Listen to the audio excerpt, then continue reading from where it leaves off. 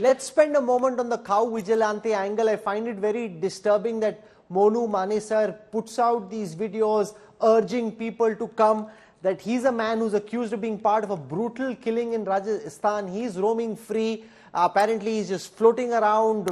People can see him locally, and yet he isn't acted against, even after he puts out a video where he's saying, come, we'll go. He's very incendiary in the way that he's calling people together and asking them to mobilize. This really is the question, Rahul, and I am just coming out of a meeting with the Superintendent of Police and the DC, who heard us patiently, and we placed the following demands. First of all, do arrest those who are responsible for stone pelting, but after identification. Number two, the Supreme Court judgment makes it absolutely clear that hate speech of this kind must not be tolerated. And these are not the only two videos, Rahul. This area has seen, you would remember there was a Mahapanchayat in Indri, in this area, where provocative speeches of the worst kinds were given, where people said we will burn police stations and so on. No action has been taken. So yes, hate speech is an issue, and yes, Monu Manesar, who is no leader. I mean, no one, I know Manesar. This is my area. No one knows these people, and the impression that I'm told, that I get from everyone speaking to me, is that these are petty criminals. These are petty criminals who are currently hiding their crime under the name of cow. And these are people who have been, Monu Manesar is accused in murder. He is facing so many trials. And police says he's absconding. My friend from Manesar, who's with me today, he says, no, but I get to see him almost every second day. So here is someone who's absconding and who my friend gets to see every day. Police obviously doesn't get to see him. What kind of law and order are we talking about? This is obnoxious. If this cannot be controlled, all the wonderful things that we get to hear from the Supreme Court come to a naught. Yogendra Yadav, thank you very much for joining us. I don't want to hold you in a very poor signal zone, and that's also one of the realities of Nu. It's so close to the NCR, and yet it's so backward in so many ways in terms of being an area infested with criminals.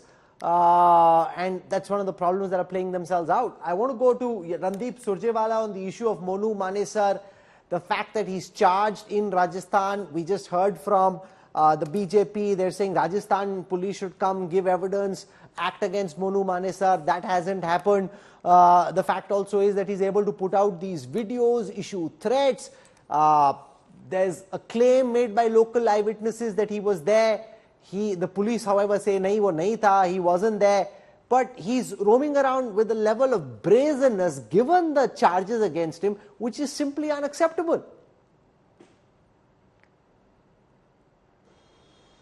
But let me say with a sense of responsibility and confidence both, Monu Manesar has active protection of BJP, JJP government in Haryana.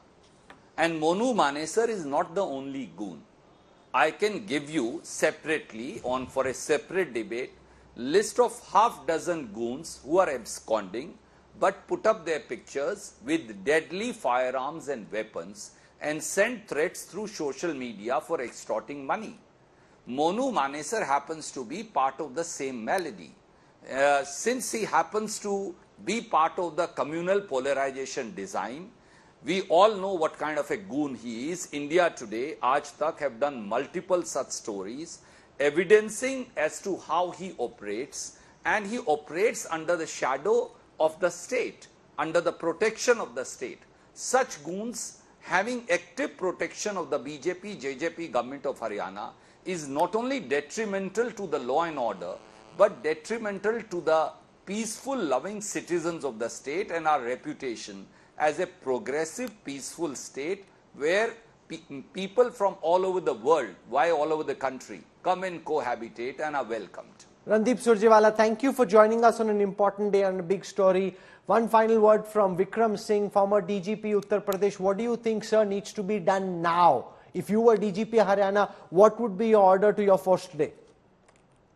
Rahul ji, FIRs are there, investigation, round up the top 100 criminals there. No, but There we are just 45 heard FIRs the VHP say कि हमारे बंदों के guns नहीं थी, weapons. We have images, hours of images playing even on our screen right now, which show those people taking out the yatra, roaming around with guns, firing in the air. They're wearing these saffron bands, carrying swords, machetes, and wielding them.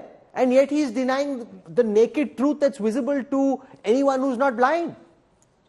Rahulji, 24 hours. Either we get them by tonight, by tomorrow morning. Each one spotted in the video carries a reward of 2 lakhs on his arrest. Proclaimed offenders. It is not that you administer Chavanprash in a riotous situation. You have to go in for the kill, invoke the provisions of the National Security Act, as also 332 IPC, 302, because 2 home guards have died and other civilians have died. And therefore, the harshest legal punishment, the raid should happen tonight, and all the perpetrators should either be accounted for before 6 a.m.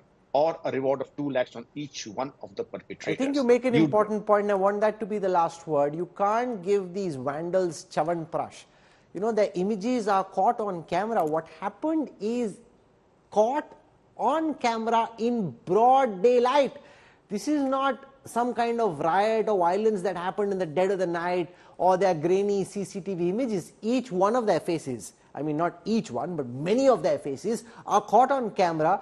If the police was serious, if the state administration is serious, they can act against them. The question is, are they serious?